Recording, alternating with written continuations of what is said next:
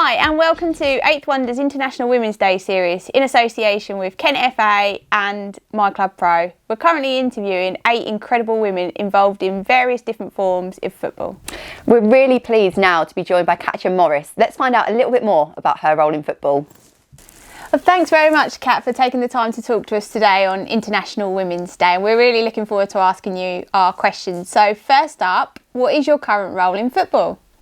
So firstly, thank you for inviting me. The pleasure is absolutely all mine.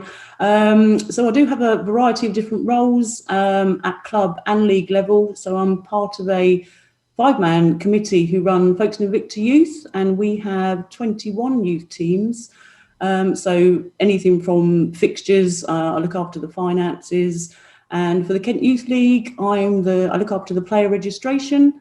I'm also the welfare officer and vice chair, and we look after 3,500 children across Kent. And for 6 years, I was also an active referee, but I tend to only stick to mini soccer now because of my old age and bad knees. Kat, you do so much, which is why I'm so happy that you've been able to give up some of your time to come and have a chat with us. And my first question for you is what's the best thing about your roles in football? So absolutely, I'd have to say, helping to support and, enable youth players in the community, not only to just play football, it's about that community, it's an escape and a release for those players. So it's effectively a football family, and to try and, provide that outlet for those young people, which in turn, I think gives them, life skills. So, personal attributes associated with, teamwork, discipline, commitment and friendship. Is a big part. It's not just about a football match. It's a football family to so many young people. Absolutely, and it's lovely to hear you talk so openly about the lessons that young people have experienced through being involved in football. But what we'd like to know is, what lesson have you learned whilst being involved in football? There's been quite a few over the years. The biggest one, I think, is you can't please everybody. So, don't try to, try and accept feedback, as a gift, if it's good or bad. There's people out there with so many different opinions, but there's always something new to learn, I find. And, you can always continuously, improve yourself and be better at the things that you're trying to, improve for the youngsters, as a result.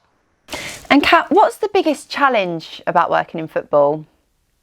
So for me, I'd have to say criticism and different opinions. I think, the COVID restart is a prime example. Everybody has their own opinions.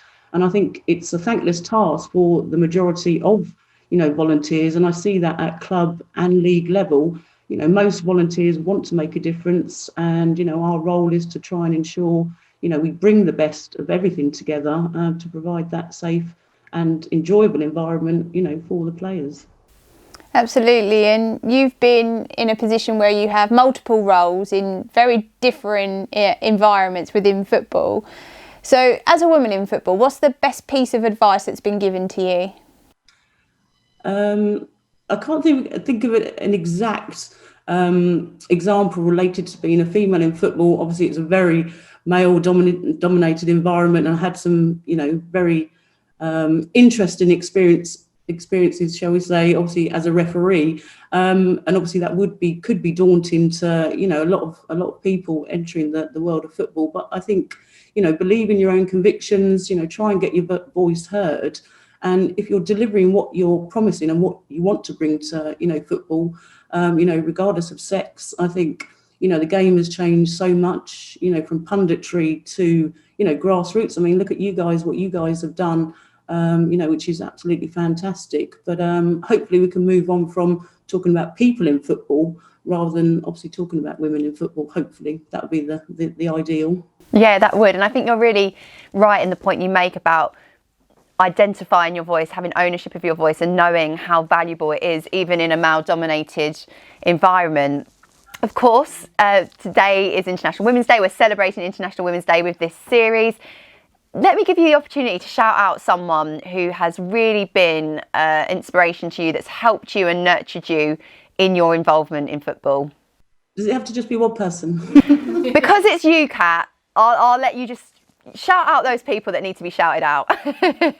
It has to start with, all of my Invicta Youth Committee, because, they always support me when I have these grand ideas that often snowball and escalate into something wild and wacky, and they just get so big, and, they never try and rein me in. They don't try and stifle me at all. So they let me just run with my big crazy ideas, which is brilliant. And obviously I'd have to say a shout out to Ken Brook, obviously the CEO of the Kent League, because he's imparted so much wisdom on me, in all aspects of football, which has, just given me a great foundation to build on. And I think, role models like yourself, Charlotte, obviously, I do work with you from time to time within the league. And, it's just fabulous to, have the opportunity to work with such great people who are trying to make a big difference. And I think one of the benefits of working in football and possibly in sport in general is the variety of people whose backgrounds are very different. You all meet because of your love of football, but actually you come from so many different avenues that you pick up the best of everyone. So we've tried to get you to pick one person to give a shout out, and now we're going to try and get you to describe football in 3 words. So varied, I think you've just touched on that.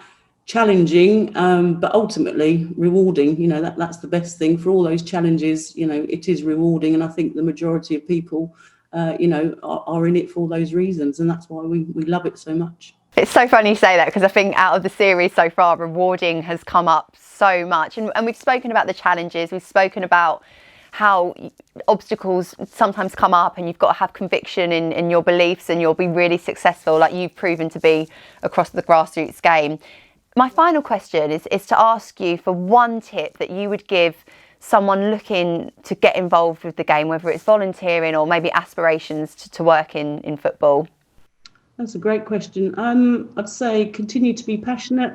I think, as I've touched on, most people do enter, the world of football and, want to help and make that difference. So always be passionate, always have the courage of your convictions, and try not to let others deter you on the path, and, any end goal that you do have, and you will be successful. So many people have proved that, and it can happen. Oh, Kat, thank you so much. It's always a pleasure to talk to you, but I think Nat and I have probably taken away a few lessons from that, as have those that have tuned in. So thank you for your time. Thank you for having me. Thank you so much. Well, that was what Kat had to say in response to our 8 questions. We have, of course, interviewed a series of women as part of our International Women's Day celebrations. So make sure you have a little search around, keep your eyes peeled for even more.